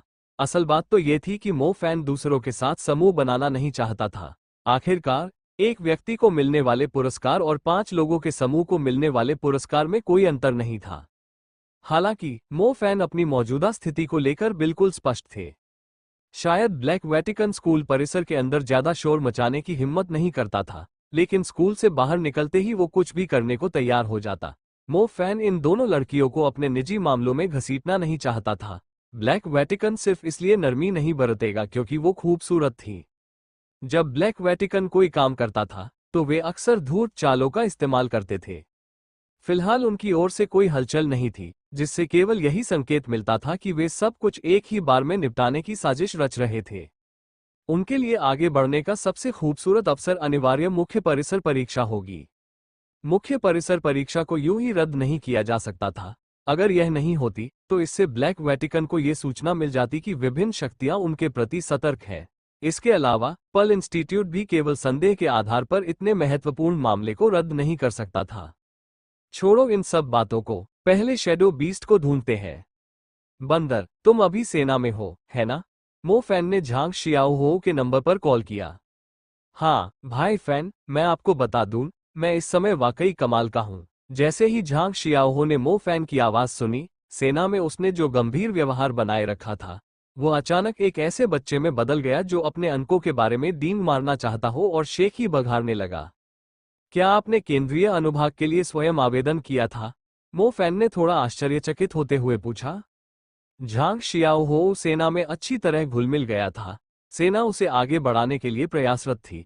हालांकि उसे 1 साल का केंद्रीय अनुभाग प्रशिक्षण लेना था, लेकिन लौटने पर उसे अधिकारी के पद पर पदोन्नत कर दिया जाएगा। हाँ, वहां से बहुत कुछ सीखा जा सकता है। भाई फैन, क्या आपको मुझसे कुछ चाहिए? झांग शियाओहो ने पूछा। वो शहर में अलग होने के बाद झांग शियाओहो ने सेना में भर्ती होने का फैसला किया। उन्होंने वह रास्ता चुना जो अधिकांश छात्रों ने नहीं चुना था। जबकि मो फैन शंघाई चले गए और अपने स्कूल में प्रतिस्पर्धा करने लगे। दोनों ने अलग अलग रास्ते अपनाए, लेकिन इससे उनकी दोस्ती पर कोई असर नहीं पड़ा। हाँ, मैं सेना में पालतू जानवरों में से एक शैडो बीस्ट के बारे में और अधिक जानना चाहता हूँ, मो फैन ने कहा। उस क्षेत्र की जिम्मेदारी मेरी नहीं है। हालांकि मेरे पास एक साथी है जो शैडो बीस्ट्स की देखभाल करने में माहिर है। हो सकता है कि मैं अत्यंत गोपनीय जानकारी न जुटा पाऊं, लेकिन आम जानकारी जुटाने में मुझे कोई दिक्कत नहीं होगी, झांग शियाओहो ने कहा। झांग शियाओहो की कार्यशैली काफी उच्च थी। मो फैन ने सुबह उसे फोन किया और दोपहर तक उसने शैडो बीस्ट से संबंधित सामग्री मो फैन को भेज दी थी। भाई फैन, अगर तुम कभी सेना के केंद्रीय भाग के आसपास हो तो मुझसे मिलने आना, मुझे तुम्हारी बहुत याद आती है। मैं करूंगा। भाई फैन, अब तो आप वाकई बहुत प्रभावशाली हो गए होंगे, है ना? बिल्कुल भाई फैन, तुम अब भी इतने अभिमानी हो। झांग शियाओहो के साथी ने मो फैन की बहुत मदद की। मिली जानकारी के अनुसार पालतू बनाए गए छाया पशुओं को मांस की अत्यधिक भूख होती है। उन्हें प्रतिदिन कम से कम आधी गाय खानी पड़ती है। यदि आप शंघाई में भटकते हुए छाया पशु को खोजना चाहते हैं तो आपको शंघाई के कुछ मांस प्रसंस्करण कारखानों से सुराग ढूंढना शुरू करना होगा। मो फैन को गोमांस प्रसंस्करण कारखानों में जाने की कोई जल्दी नहीं थी। शंघाई एक विशाल शहर था। बड़े गोमांस प्रसंस्करण कारखानों की संख्या शायद 1000 न हो, लेकिन कम से कम 800 तो होंगी ही। शैडो बीस्ट को ढूंढना कहने से कहीं ज्यादा मुश्किल था। कुछ ही देर में मो फैन एक पुलिस स्टेशन पहुंच गया। एक उच्च कोटि के शिकारी की पहचान एक पुलिस अधिकारी के रूप में हुई। मो फैन ने पुलिस की मदद से चोरी से संबंधित जानकारी हासिल की। श्री हंटर, आपको जो रिपोर्ट चाहिए थी उन्हें तैयार कर लिया गया है। चूंकि इनमें से अधिकतर मामले मामूली हैं और कई मामले मांस चोरी और नष्ट करने से संबंधित हैं, इसलिए ऐसे मामलों में हम ज्यादा से ज्यादा कुछ लोगों को भेजकर निरीक्षण करवाएंगे और रिपोर्ट दर्ज करवाएंगे। पूरी तरह से जांच करना लगभग असंभव है, महिला अधिकारी ने मो फैन से कहा। ठीक है, धन्यवाद। एक और बात, अगर कोई मांस की चोरी या उसे नष्ट करने की शिकायत करता है तो कृपया मुझे जल्द से जल्द सूचित करें। ये मेरे संपर्क विवरण है, मो फैन ने जानकारी ढूंढने में मदद करने वाली महिला अधिकारी से कहा। ठीक है। महिला अधिकारी अपेक्षाकृत नई कर्मचारी लग रही थी। वो लगभग हर चीज के प्रति बहुत उत्साहित थी। पुलिस स्टेशन से निकलने के बाद मो फैन घर लौट आया और चोरी की गई वस्तुओं और नष्ट किए गए मांस को देखने लगा। पुडोंग जिले में इस तरह की घटनाएं अपेक्षाकृत अधिक होती हैं। हाल के अधिकतर मामले वान स्ट्रीट के आसपास के हैं। ये जगह बंदरगाह के पास होनी चाहिए। आयातित मांस को ट्रकों से शहर भर में पहुंचाने से पहले यहीं आसपास संग्रहित किया जाता होगा। मो फैन को तुरंत काम शुरू करने की दिशा मिल गई। उसी दिन मो फैन पुडोंग जिले में बंदरगाह के पास स्थित वान स्ट्रीट गया। एक उच्च कोटि के शिकारी होने के कारण उसके लिए काम करवाना बहुत आसान था। जब तक वो किसी मामले की जांच कर रहा होता, खासकर जादुई जीवों से संबंधित मामले में, कर्मचारी निश्चित रूप से सहयोग करते और उसे अपनी सारी जानकारी बता देते। मो फैन गोमांस के गोदाम में पहुंचा और सावधानीपूर्वक उस क्षेत्र की जांच करने लगा। झांग शियाओहो द्वारा दी गई जानकारी के अनुसार शैडो बीस्ट एक ऐसा प्राणी है जिसकी पूंछ से बाल झड़ते हैं। झड़े हुए बालों में एक चमक होती है। इसलिए यदि वो शैडो बीस्ट का पता लगाने की कोशिश कर रहा होता तो पूंछ के बालों से निकलने वाली चमक का उपयोग करके यह निर्धारित करना बहुत आसान होता कि वो इस क्षेत्र में प्रकट हुआ है या नहीं। लगातार 20 से अधिक गोमांस भंडारण क्षेत्रों की तलाशी लेने के बाद मो फैन अंततः एक ऐसे गोमांस भंडारण क्षेत्र में पहुंचा जिसकी ठीक से देखभाल नहीं की गई थी और उसे वहां एक चमकदार पूंछ का बाल मिला। पूंछ के जो बाल झड़ गए हैं वे 7 दिनों के भीतर धूल में बदल जाएंगे। ये बाल लगभग धूल में बदल चुके हैं। उनकी जांच से उन्हें शैडो बीस्ट का सटीक स्थान तो नहीं मिल पाया, बस इतना पता चला कि वह इस इलाके के आसपास था और वह यहां अपेक्षाकृत कम समय के लिए रुका था। यहां सुराग ढूंढने का कोई फायदा नहीं हुआ। मो फैन के पास अगले संदिग्ध क्षेत्र की तलाश में निकलने के अलावा कोई चारा नहीं था। मो फैन के गोमांस के गोदाम से निकलने के कुछ ही समय बाद लोगों की एक और टीम आ गई। इसके बाद उनमें से प्रत्येक ने अलग अलग गोमांस के गोदामों का निरीक्षण करना शुरू कर दिया। भाइयों, क्या सचमुच कोई जादुई राक्षस प्रकट हुआ है? इससे पहले भी कोई यहां देखने आया था, एक कर्मचारी ने डर से कांपते हुए कहा। ओह, क्या कोई हमसे पहले यहां आएगा? शेन मिंगशियाओ ने थोड़ा चौंकते हुए पूछा। शेन मिंगशियाओ स्कूल के सबसे प्रतिष्ठित लोगों में से एक था। वो हंटर यूनियन में अपने संपर्कों के सहारे इतनी दूर आया था और सोचता था कि इन सुरागों को पाने वाला वो पहला व्यक्ति है। भला किसने सोचा होगा कि कोई पहले से ही यहाँ आ चुका है। ऐसा लगता है कि हमें और भी तेजी से काम करने की जरूरत है। अगर इसे पहले किसी और ने खोज लिया तो ये बुरा होगा, लुओ सोंग ने कहा। चिंता मत करो, शैडो बीस्ट सिर्फ हमारा ही हो सकता है, शेंग मिंगशियाओ ने घोषणा की। मो फैन ने गोमास के गोदामों से निकलने के बाद हुआंगपो नदी की ओर बढ़ना शुरू किया। हेलो, कौन है? मो फैन जैसे ही अगले इलाके में पहुंचने वाला था, उसका फोन बजने लगा। मिस्टर हंटर, मैं हूं। मुझे अभी अभी सूचना मिली है कि जू जियानगोन में एक बूढ़े मांस विक्रेता द्वारा भारी मात्रा में गोमांस चोरी किया जा रहा है। क्या आप जाकर देखना चाहेंगे? पुलिस स्टेशन के अंदर मौजूद महिला अधिकारी ने फोन करके कहा। ठीक है, मैं जाकर देख लेता हूं, धन्यवाद। अगली बार मैं आपको खाना खिलाऊंगा, मो फैन ने कहा। ओह, एक व्यक्ति जिसके चेहरे का आधा हिस्सा मास्क से ढका हुआ था, एक सामान्य से दिखने वाले किराना स्टोर के पास पार्किंग में खड़ा था। उसके चेहरे के बचे हुए हिस्से पर एक ठंडा भाव था। उसके बगल में एक पूरी तरह से काला प्राणी खड़ा था। उसके लंबे पंजे ठंडे और पसीने से तर महिला अधिकारी के गले पर जकड़े हुए थे। अगर उस जानवर के पंजे हल्के से भी बंद होते तो महिला पुलिसकर्मी का खून निश्चित रूप से चारों ओर फैल जाता। तुमने अच्छा किया है, मैं तुम्हें नहीं मारूंगा, लेकिन इसका यह मतलब नहीं है कि मैं तुम्हारे परिवार को नहीं मारूंगा। इसलिए अगर तुम अपने परिवार को बचाना चाहते हो तो बेहतर होगा कि तुम ये बात किसी को न बताओ, नकाबपोश आदमी ने अपनी आंखों में एक भयावह चमक के साथ कहा। सच्चाई तो ये थी कि वो लोगों को मारना चाहता था। अपना चेहरा बिगड़ जाने के बाद उसने अपने द्वारा मारे गए हर एक व्यक्ति को मो फैन के रूप में कल्पना की थी। हालांकि उसने इस महिला पुलिसकर्मी की हत्या नहीं की। अगर उसकी मौत हो जाती है तो मैजिक कोर्ट के लोग तेजी से उसका पीछा करने लगेंगे। ब्लैक वेटिकन को नरसंहार में आनंद आता था। लोगों को मारने के पीछे किसी तर्क की आवश्यकता नहीं थी, लेकिन किसी को मारने से पहले वे ये सुनिश्चित कर लेते थे कि इससे उन्हें कोई परेशानी न हो। हुआंगपो नदी के किनारे दूर किसी ऊंची जगह से रोशनी आ रही थी। नदी की सतह पर परावर्तित होकर ये रोशनी अलग अलग रंगों में टिमटिमा रही थी। धारा के बहाव के साथ साथ यह अंधेरे में तैरते हुए रंगीन रिबन की तरह दिख रही थी। मल जैसी तीव्र दुर्गंध हवा में फैल गई, जिससे सुंदर दृश्य तुरंत ही भ्रंश हो गया। इसके बाद नदी से एक एक करके कई काली आकृतियां बाहर निकलीं। दुर्गंध इन्हीं आकृतियों से आ रही थी।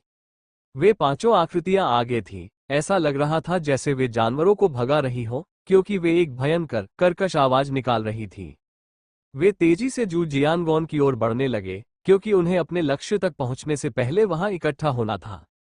हुईसी, तुम बाहर ही रहो। जैसे ही तुम्हें हमारा लक्ष्य दिखे, मुझे तुरंत सूचित करना। उस व्यक्ति ने अपने शरीर को ढकने वाला एक लंबा धूसर चोला और चेहरे पर मुखौटा पहन रखा था। वे पांचों लंबे भूरे रंग के लबादे पहने हुए थे।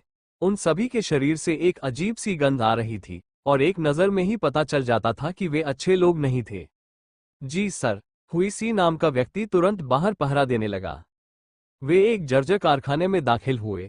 ऐसा लग रहा था कि इस कारखाने में घटिया गुणवत्ता वाले मांस का पुनर्चक्रण होता है, क्योंकि वहां हर जगह मांस की ही गंध आ रही थी। उसमें कई और चीजें भी मिली हुई थीं, इसलिए उसकी गंध कुत्ते के खाने जैसी थी, जिसे कहीं न कहीं अच्छे दाम पर बेचा जा सकता था। कारखाने में कुछ मशीनें चालू थीं, हालांकि अंदर एक भी व्यक्ति नहीं था। शायद 100 मीटर के दायरे में भी कोई नहीं था। एक बार जब हमें अपना लक्ष्य मिल जाए तो याद रखना कि उसे जीवित रहना होगा। असफल मत होना, वरना तुम जानते हो कि क्या होगा। हुई ने फर्श पर रेंग रहे उन काले राक्षसों की ओर इशारा किया, जो केवल आदेशों का पालन करना जानते थे। बाकी तीनों लोगों ने उन काले राक्षसों पर नजर डाली और ठंड से कांप उठे। ब्लैक वेटिकन के बारे में सबसे डरावनी बात यह थी कि एक बार गलती करने पर आपको जो सजा मिलती थी वो मौत से भी बदतर होती थी। कारखाने के बाहर बैंगनी रंग के कपड़े पहने एक व्यक्ति धीरे धीरे पास आया। आधी रात के सन्नाटे में भी उसकी आंखें बेहद गंभीर थीं। लूलू, तुम यहीं रुको, मैं अंदर जाकर देखता हूं, उस लड़के ने ऊंची चोटी वाली बगल में खड़ी लड़की से कहा। अंदर मत जाओ, वे बहुत खतरनाक दिखते हैं। झाओ टी, तुम इन लोगों का पीछा क्यों कर रहे हो? आखिर ये आधे इंसान आधे राक्षस जैसी चीजें क्या है? ऊंची चोटी वाली लड़की, जिसका नाम लुलू था, ने कहा। जब एक छात्र से अचानक एक अजीब सी गंध आए तो जू झाओटिंग मानो एक अलग ही इंसान बन गया हो। झांग लुलू को समझ नहीं आया कि आखिर हुआ क्या था। वो बस जू झाओटिंग के पीछे पीछे चलती रही। पूछो मत, तुम यहीं रहो।